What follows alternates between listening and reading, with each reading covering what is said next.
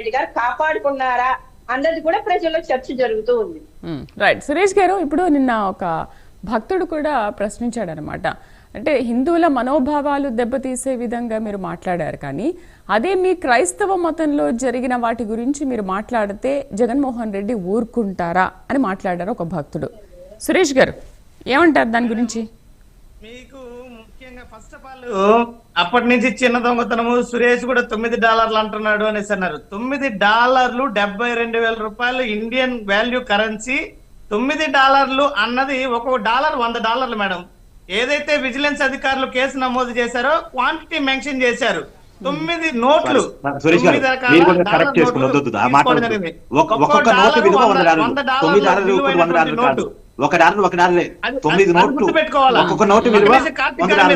మీరు ఆగండి కార్తిక్ గారు, చెప్తా. మీకు కూడా కొన్ని ప్రశ్నలు ఉన్నాయి, చెప్తారు సమాధానం. $9 అంటే $1 100 విలువైనటువంటి డాలర్ మేడం. ఇది గమనించాలా, నోట్ చేసుకోవాలా. రెండో అంశం, నేను మొదట్లో మాట్లాడేటప్పుడే చెప్పా, చిన్న దొంగతనం అన్న ప్రస్తావన జగన్మోహన్ రెడ్డి గారు ఎందుకు చేశారో కూడా పలు ఉదాహరణలు చెప్పాను. ఏదైతే అహోబిలం నరసింహస్వామి ఆలయంలో ఉండి పగలగొట్టి 20 లక్షల రూపాయలు దొంగతనం జరిగిందనో, అదేవిధంగా సత్యసాయి కదిరి మండలం జిల్లాలో శ్రీ గంగమ్మ తల్లి దేవస్థానంలో 5 లక్షల వెండి ఆభరణాలను ఈవో మురళీకృష్ణ ఇంటికి తీసుకెళ్తున్నాడు. అదేవిధంగా సింహాచలం వరాహ లక్ష్మీ నరసింహస్వామి ఆలయంలో ఉండి లెక్కింపులో దొంగతనం జరిగినటువంటి ఘటనలతో ఉదాహరిస్తూ చెప్పాను. ఈ రోజు కార్తిక్ గారు కూర్చొని ఏదో వైసీపీ అంటే అదైపోయింది ఇదైపోయింది అన్నారు. కార్తిక్ గారు, మీరు నేను ఏదైతే చెప్పిన దొంగతనం ఘటనలలో ఈ కూటమి ప్రభుత్వం చర్యలు చెప్పండి, నేను సైలెంట్ గా ఉంటా. మీరు ఈ 3 ఘటనలలో ఈ కూటమి 3 పార్టీల ప్రభుత్వము ఏమైనా చర్యలు తీసుకునిందా? మాట్లాడగలుగుతారా? మీ దగ్గర పరిజ్ఞానం ఉంది? మాట్లాడతానండి, నేను మాట్లాడతాను.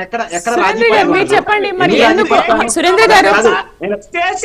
నేను రాజకీయ పార్టీకి ఒకరితో పుచ్చుకున్నాను కాదు, గట్టిగా మాట్లాడతాను. ఎందుకు మాట్లాడతాను? నాకే మొహమాటం లేదు, నేను గట్టిగానే మాట్లాడతాను. సురేంద్ర గారు ఖచ్చితంగా ఏ దేవస్థానం సురేష్ గారు మీకు సురేంద్ర గారు ఆన్సర్ చేస్తారు మీరు అడిగిన దానికి. సురేంద్ర గారు ఓకే ఓకే ఇప్పుడు ఆయన అడిగిన దానికి మీరు వెంటనే ఒక ఆన్సర్ చేయండి. సురేంద్ర గారు, కార్తిక్ గారు 1 మినిట్. సురేంద్ర గారు ఓకే, నేను మొదట్లో కూడా మిమ్మల్ని అదే అడిగాను. సురేంద్ర గారు, కూటమి ప్రభుత్వ హాయంలో జరుగుతున్న వాటికి మీరు ఎందుకు బాధ్యత తీసుకోవట్లేదు, ఎందుకు వారికి సరైన శిక్ష వేయట్లేదు? ఓకే, సురేష్ గారు అడిగిన దానికి మీరు ఆన్సర్ చేయండి. సురేంద్ర గారు ఒక నిమిషం. సురేష్ గారు వినండి, విందాం. ఇప్పుడు మీరు అడిగిన దానికి వెంటనే మనం ఆన్సర్ తీసుకుందాం సురేంద్ర గారి దగ్గర. సురేంద్ర గారు మీరు మాట్లాడండి. Wait please wait. Suresh garu మీ క్వశ్చన్ కి ఆన్సర్ కావాలి. ఆన్సర్ కావాలంటే వెయిట్ చేయాలి. సురేంద్ర గారు మీరు చెప్పండి, కూటమి ప్రభుత్వ హయాంలో జరిగిన వాటికి మీరు ఎందుకు చర్యలు తీసుకోవట్లేదు? సురేష్ గారు, నేను మీ గురించి మాట్లాడుతున్నాను. ఎందుకు చర్యలు తీసుకోవట్లేదు మీరు అడిగారు కదా. సురేంద్ర గారు దానికి ఆన్సర్ చేయండి ప్లీజ్. వెయిట్ సురేంద్ర గారు. శ్రీదేవి గారు ఏదైతే అహోబిలం మఠంలో గాని లేకపోతే నరసింహస్వామి ఆలయంలో గాని చేసిన వారిని పూర్తి వాళ్ళ విధుల నుండి తొలగించడం జరిగింది. వాళ్ళు ఆటోలు తీసుకెళ్తా ఉంటే గుర్తించినటువంటి వెంటనే ఆ డబ్బులు కూడా రికవరీ చేయడం, వాళ్ళని సస్పెండ్ చేయడం, కేసు బుక్ చేయడం జరిగింది. అది సురేష్ తెలుసో తెలీదో, తెలియకపోతే తెలుసుకోమని చెప్పండి. లేదు మిగతా ఇంకా డీటెయిల్ కావాలంటే నేను సురేష్ కావాలంటే పంపిస్తా, మేడం గారికి కావాలంటే నువ్వు పంపిస్తా. ఎక్కడా కూడా కూటమి ప్రభుత్వంలో ఇలాంటి ఘటనలు జరిగితే వెంటనే చర్యలు తీసుకుంటారు, దాంట్లో ఎలాంటి అనుమానం లే. మనం మొన్న పరకామణిలో మొన్న జరిగింది మొక్కజొన్న కంకిలా సురేష్ భిన్నంగా ఏం తీసుకున్నారన్నా? పరకామణిని మించి మీరు ఏం చేశారు? పరకామణి దేవుడు చెప్పాలి కదా. సురేష్ గారు, మీ ప్రభుత్వ హయాంలో జరిగింది చాలా చిన్నది కదా, శ్రీదేవి గారు వీళ్ళ హయాంలో జరిగింది పెద్దది కాబట్టి వెంటనే చర్యలు తీసుకుంటున్నారు. మీరు కూడా చర్యలు చాలా చిన్నదని చాలా ఈజీగా తీసుకుంటారు. ఆస్తులు దేవస్థానానికి ఇచ్చాడు, వీళ్ళు ఈవో ఏమిచ్చాడు? వెండి ఆభరణాలు ఎన్ని సంవత్సరాల నుంచి దొంగతనం చేస్తున్నాడు? ఎవరు ఇచ్చారు? ఆస్తులు ఏమన్నా దేవుడికి ఇచ్చారా?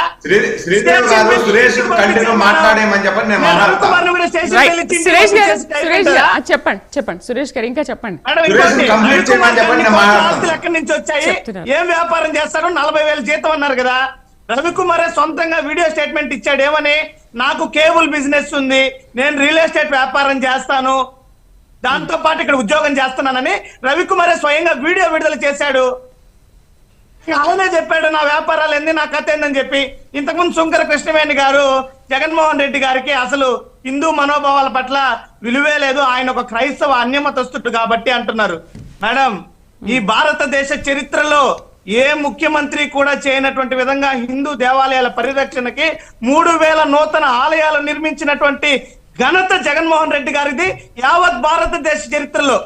శ్రీవాణి ట్రస్ట్ ద్వారా 472 ఆలయాలకి ధూప దీప నైవేద్యాల కింద ప్రతి నెల 5,000 రూపాయల కేటాయింపు జగన్మోహన్ రెడ్డి గారి హయాంలో జరిగింది. ఈరోజు శ్రీవాణి ట్రస్ట్ ని విమర్శించారు. శ్రీవాణి ట్రస్ట్ ని 1000 టికెట్లకు జగన్మోహన్ రెడ్డి గారు ప్రతిరోజు తీసుకొస్తే 2000 టికెట్లు ఉదయం సాయంత్రం కొనసాగిస్తోంది కూటమి ప్రభుత్వం. జగన్మోహన్ రెడ్డి గారి చరిత్ర అది. ఇది జగన్మోహన్ రెడ్డి గారికి హిందువుల పట్ల, హిందూ దేవుళ్ళ పట్ల ఉన్నటువంటి విశ్వాసం. మీరు అది తెలుసుకోండి. భారతదేశ చరిత్రలో ఏ ముఖ్యమంత్రి చేయాలి ఆ పని. మీలాగా పవన్ కళ్యాణ్ గారి లాగా సనాతన ధర్మం అని సనాతన అవతారం పెట్టేసి గుడి మెట్ల కట్టి నిద్రపోలా, గుడి మెట్ల కట్టి నిద్రపోలేదు మేడం. సనాతన పరిరక్షణ బోర్డు పెడతానని చెప్పి నిద్ర ఇంకా లేలా, నిద్రపోతున్నాడు ఆయన. ఈ రోజు అవకాశంలో జరిగితే దొంగతనకి సనాతన ధర్మవాది రాలా బయట. గంగమ్మ తల్లి దేవస్థానంలో దొంగతనం జరిగితే సనాతనవాది బయట రాలా. సింహాచలంలో జరిగితే సనాతనవాది బయట రాలా. ఇది మీ గుడి మెట్ల భాగవతము, ఇది మీ సనాతన ధర్మము. మీరు చెప్పే మాటలు, మీ నీతులు, మీ శ్రీరంగ నీతులు ఇవి. అవకాశవాద రాజకీయాలు ఎప్పుడు చేయకూడదు మేడం. ఎక్కువ కాలం మన్నది అది.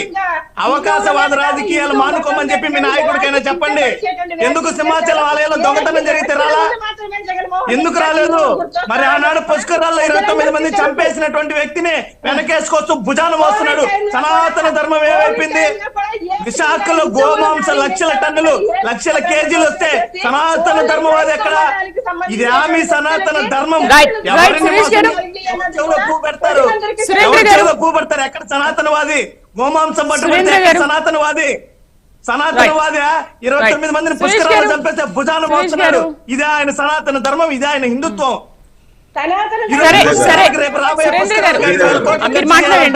సురేష్ గారు కాపండి, ఇంకాపండి. కృష్ణవేణి గారు, సురేష్ గారు ఇంకాపండి. సురేంద్ర గారు మీరు దాని గురించి మాట్లాడకండి. హైకోర్టు నిన్న చేసిన వ్యాఖ్యలపైన ఇప్పుడు మనం మాట్లాడదాము. కృష్ణవేణి గారు ఉండండి. కృష్ణవేణి గారు ప్లీజ్ వెయిట్. సురేంద్ర గారు టైం లేదు, మనం మాట్లాడదాము. రైట్, భక్తుల సమక్షంలో సురేంద్ర గారు ఓకే సురేంద్ర గారు దాని గురించి మాట్లాడకండి. హైకోర్టు నిన్న ఏం చెప్పిందో దాని గురించే మాట్లాడదాం. ఓకే, భక్తుల సమక్షంలోనే లెక్కింపు జరిగితే పారదర్శకత ఉంటుంది, భక్తులకు దానిపైన ఒక నమ్మకం కూడా పెరుగుతుంది, ఏఐ టెక్నాలజీని వాడాలి అని చెప్పేసి మాట్లాడారు. అసలు హ్యూమన్ ఇన్వాల్వ్మెంట్ అనేది ఉండకుండా ఏఐ టెక్నాలజీని మరింతగా మీరు యూజ్ చేసుకోవాలని చెప్పింది. సరే, కూటమి ప్రభుత్వ హయాంలో ఇక మీదట ఇలాంటి సంఘటనలు జరగకుండా మీరు టెక్నాలజీని ఏ విధంగా యూజ్ చేసుకోబోతున్నారు? మేడం గారు, శ్రీదేవి గారు